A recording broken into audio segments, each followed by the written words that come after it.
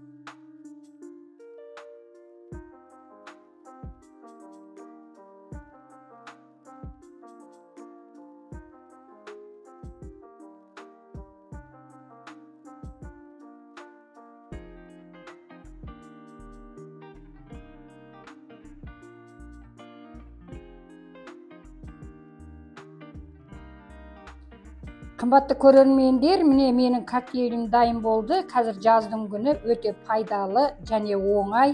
Үй жағдайында осындай коктейл дайындап ішіңіздер. Егер де менің видеом ұнаса, лайк басып қолдау көрсете кетіңіздер. Пікірлеріңізді жазыңыздар. Келесі кездескенше аман есен болыңыздар.